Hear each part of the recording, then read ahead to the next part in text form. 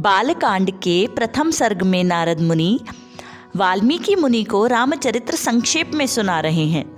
अब तक हमने सुना राम जी का सीता जी व लक्ष्मण जी सहित वन को जाना, वहाँ पर रावण द्वारा माता सीता का अपहरण करके ले जाना।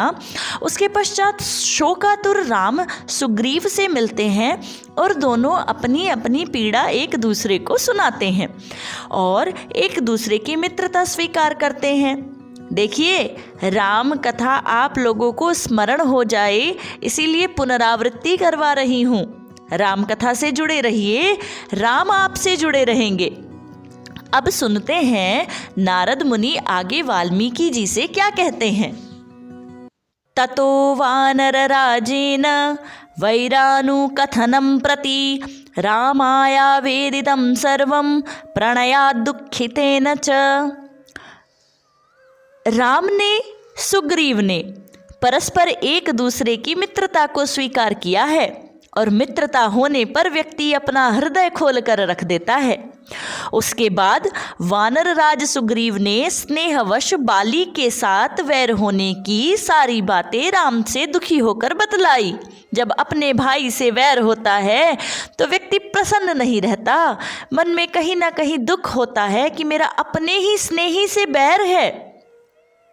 प्रतिज्ञातं च रामेण तदा बाली वधं प्रति वालीनश्च बलं तत्र कथयामास वानरः सुग्रीवः शंकितश्चासीन् नित्यं वीर्येण राघवे। उस समय राम ने बाली को मारने की प्रतिज्ञा की।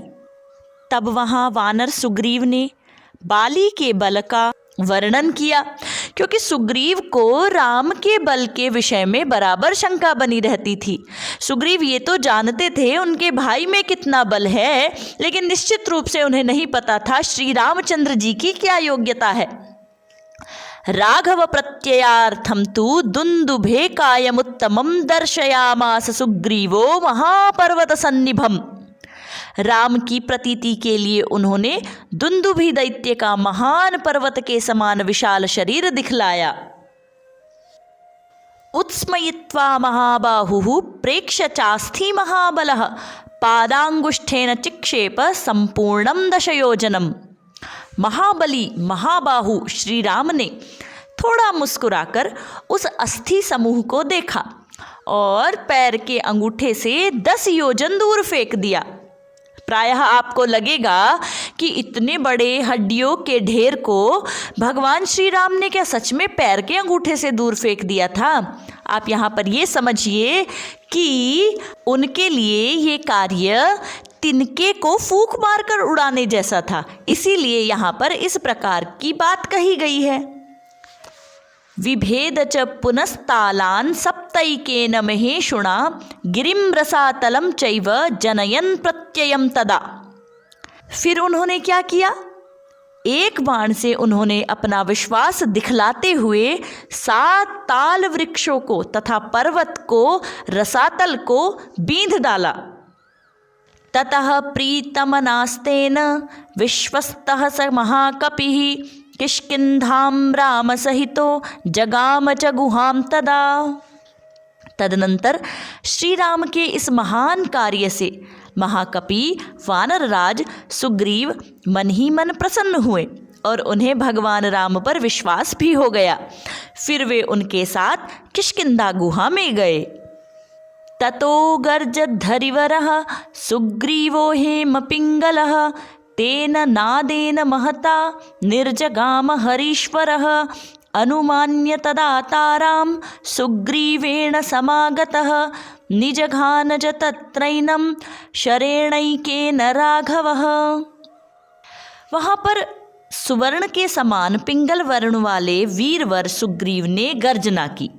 उस महानाद को सुनकर वानर राज बाली अपनी पत्नी को आश्वासन देकर कि मैं तत्काल ही लौट आऊँगा घर से निकल पड़े और सुग्रीव के साथ भिड़ गए। वहाँ श्री राम ने बाली को एक ही बाण से मार गिराया। ततः सुग्रीव वचनाद्धत्वा वाली नमाहवे सुग्रीवमेव तद्राज्ये राघवः प्रत्यपादयत्। सुग्रीव के कथनानुसार उस संग्राम में बाली को मारकर उसके राज्य पर राम ने सुग्रीव को ही बिठा दिया। देखिए, आपको पग पग पर दिखाई देगा राम का त्याग। आपको उनकी कथा में हर पल श्रवण होगा किस प्रकार भगवान श्री राम किसी भूमि के लालच में नहीं है, किसी पद के लालच में नहीं है। सुग्रीव का जो राज्य है उसी को सौंपकर आगे बढ़ते हैं।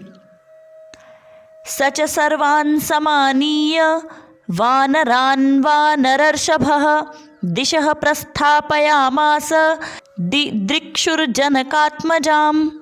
राम ने अपना वचन निभा दिया था, अब बारी थी सुग्रीव की। तब उन वानरराज सुग्रीव जी ने सभी वानरों को बुलाकर जानकी का पता लगाने के लिए उन्हें चारों दिशाओं में भेज दिया। ततो गृध्रस्य वचनात् सम्पातेर हनुमान बलि शतयोजन विस्तीर्णम पुप्लुवे लवणार्णवम। उसके बाद संपाति नामक गृध्र के कहने से बलवान हनुमान जी 100 योजन विस्तार वाले क्षार समुद्र को कूदकर लांघ गए। तत्र लंकां समासाद्य पुरीं रावण पालितां ददर्श सीतां ध्यायन्तीं अशोकवनिकां गताम्। समुद्र लांघ कर गए हनुमान जी ने रावण पालित लंकापुरी में पहुंचकर अशोक वाटिका में माता सीता को चिंतामग्न देखा। निवेदयित्वाभिज्ञानं प्रवृत्तिं विनिवेद्य च समाश्वास्य च वैदेहीं मर्दयामास तोरणम्। तब उन विदेह नंदिनी को अपनी पहचान देकर राम का संदेश सुनाया और उन्हें सांत्वना देकर उन्होंने वाटिका का द्वार तोड़ डाला। पंचसेनाग्रगान् हत्वा सप्तमंत्री सुतानपि शूरमक्षं च निष्पिष्य ग्रहणं समुपागमत्। फिर 5 सेनापतियों और 7 मंत्री कुमारों की हत्या कर वीर अक्ष कुमार का भी कचूमर निकाला। इसके बाद हनुमान जी जानबूझकर पकड़े गए। अस्त्रेणोन्मुक्तमात्मानं ज्ञात्वा पैता महाद्वरात् मर्शयन् राक्षसान् वीरो यंत्रिणस्तान् यदृच्छया। ब्रह्मा जी के वरदान से अपने को ब्रह्मपाश से छुटा हुआ जानकर वीर हनुमान जी अपने को बांधने वाले उन राक्षसों का अपराध स्वेच्छानुसार सह गए। ततो दग्ध्वा पुरीं लंकां मृते सीतां च मैथिलीं रामाय प्रियमाख्यातुं पुनरायान् महाकपिः। उसके बाद मिथिलेश कुमारी सीता के स्थान के अतिरिक्त समस्त लंका को जलाकर वे महाकपि हनुमान जी राम को प्रिय संदेश सुनाने के लिए लंका से लौट आए। सोभिगम्य महात्मानं कृत्वा रामं प्रदक्षिणं न्यवेदयद मे आत्मा दृष्टा सीतेति तत्वतः। अपरिमित बुद्धिशाली हनुमान जी ने वहाँ जा महात्मा राम की प्रदक्षिणा करके यो सत्य निवेदन किया, मैंने सीता जी का दर्शन किया है। ततः सुग्रीव सहितो गत्वा तीरं महोदधेः समुद्रं क्षोभयामास शरैरादित्य सन्निभैः। इसके अनंतर सुग्रीव के साथ भगवान राम ने महासागर के तट पर जाकर सूर्य के समान तेजस्वी बाणों से समुद्र को क्षुब्ध किया। दर्शयामास चात्मानं समुद्रः सरितां पतिः समुद्रवचनाच्चैव नलं सेतुमकारयत्।